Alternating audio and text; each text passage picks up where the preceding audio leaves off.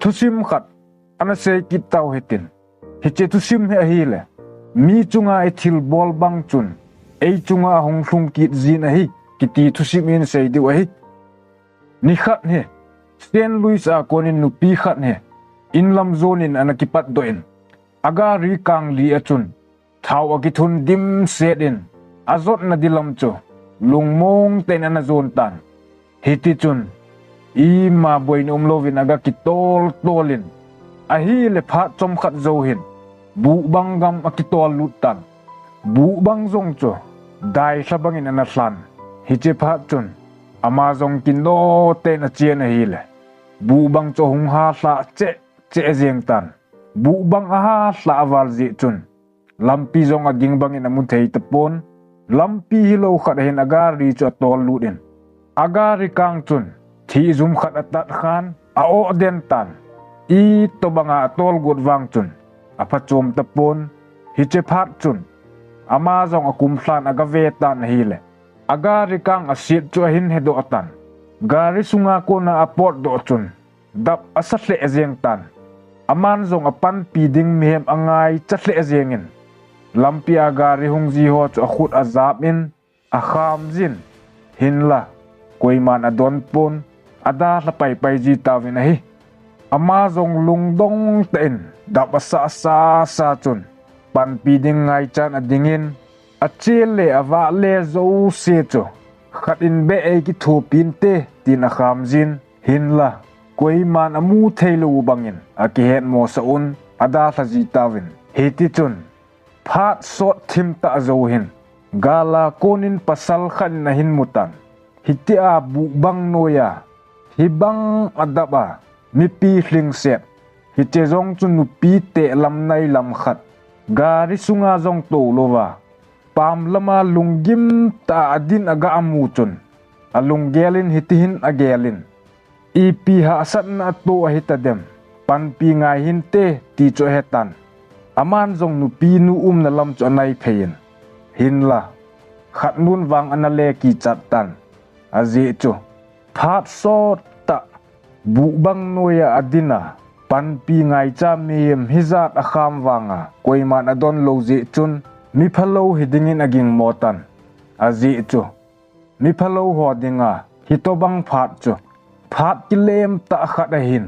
hitia mai hlai sela pasalpa agari akuna ahung pot do chu akicha lo tan hi hiche pasalpa chun nupi nu melamu chun alung gelding cho he them pain akicha hi ti jong cho chana konin a hetan hiche phat chun aman jong nupi nu ko ma chun hitihin asein kicha hi in happy nang ki tho pi dia hung ka hi bove hibang bu bang vot noya hitia na din zeng chu ipi boina na to ham atin nupi nun jong thil dan ho to sei pe in hiche phat chun pasal pan jong gari sung chun ga to lumen ken hin ve na nge atin nupi nu cho sol lut tan hiti chun pasal pan jong gari kang cho aven aset na jong chu i mawal hi pon akang chu khel angain a khel di jong agari a chu sa ahin hijeng jong le hichenu pi te lam nai nu din wang thil bai a hi pon lungim na kham set cho hin ama din wang hiti chun pasal pan kisalel te nagari kang cho khel pe in ahin khel chai tan chule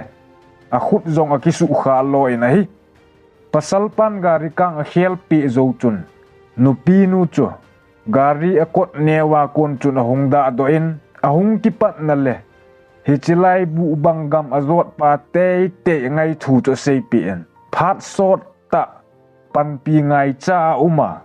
koiman apan pi lo thu sei pien pasal pa cho nang hungda le chun tu ni hin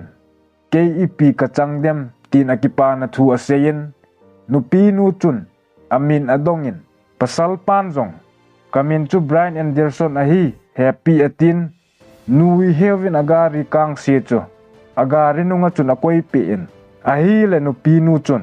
sum izat ka pe diham tin ahin dong tan alungel chun izat thum jong le pedingin akigon ama hung khada le i to bang boy na le ha sat na ka to dem tin akigelin hiche pasal pa chun asei zat zat pedingin akigota na hi hinla pasal pa chun hitobang lam him cho nagel pun athil bol cho i pitongin zong akigel pun pan pi ngai cha apan pi cho ki hedin chule phat che sa ho azong mitam ta pan pi angai na anapan pi jing ahin i ma cha chomin zong agel pun hiti ho zo se hezing pathe na ume ti zong a he chen hle jeng in hi hi che phat chun hiti hin adon budin kakitho pi man nei le sa no mong a hi zong le nidang phat dang teng le midang pan pi ngai zanamu teng le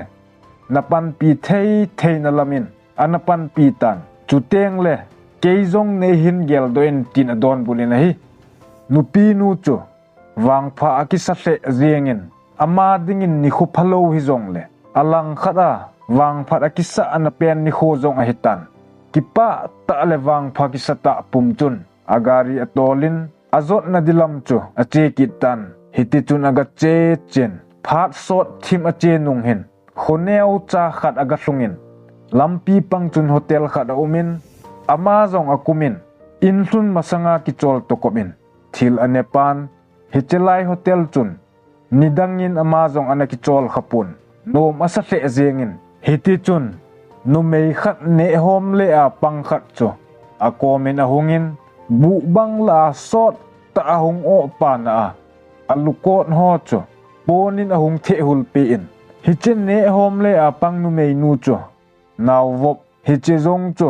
thasagi thlaget ho a hi ding chu nupi nu chun a hedo pai zengin aman zong hitin agelin numei naw vop hitia hotela akilo zeng chu a sat diu chu a hetan a ve zo pon chule aki he khazong hi hlon lova ngai lut na nei ta alu ho ahung the hul pe chu mi phatta a hi di chu he do tan alung zong adong zengin chubang chun nupi nu chun brain chu hin gel do pain ane ding ho ne zo phat chun ne le cha tha le a pang nu mei naw vop nu chu dollar zakhat pe a pen hi chun nu mei nu zong alam kai pau to na lam zon in a chen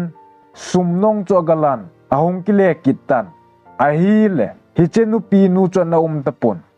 khan nun zong a holin to lam chan ag holen hin la ana tapon hiti chun hi chen nu pi nu to na chu a ven a hi le table chunga chun lekha in thil ki ji khat a umin aman zong alan asim tan a hi le hitihin akisunin sum chu nei le pi angai ta poi ima bat na nei poi nadin muna chun ka ding khatan hi chepet a chun mi khanin kapan pi bang hin ei na pan pin ei sa ding na no mong a hi ta zong le hi che he anabolin hi che ngai lup ki pan pi to na he nangma ahin ki chai da hen tin ki ji in le khaka achun dollar zakhat pe adang li zen ana koyen chubang chun ana to ding dang ho atongin naw vo puma kisaboy zen zuna thilbol a hi wang chun nidang bang lo ta in hi cheni chu kipa atena namang chai ta na hi che phat chun amazong in lamin akile tan in asuna chun an akineon alum tawin aluk puma chun suna nu pinun apan pidan ho chu angai tun ale khazia thucheng kisun chu amit hlan a cham denin hitihin agelin itidana hichenu chun anu pathona asum ngai cha dan ho thakhat zole cha hin nei hlon ding le alungim hlon ho chu het thei heidem tin alung adong hle zengin azipan midang banga lo anei tam lo zi le achanei hlon ding zi a nasata na ato zi ho chule alung gimzi dan ho changai tuin hichun azipa akoma lum cho achal ade pang cho chop pin izo se hung pha phatan te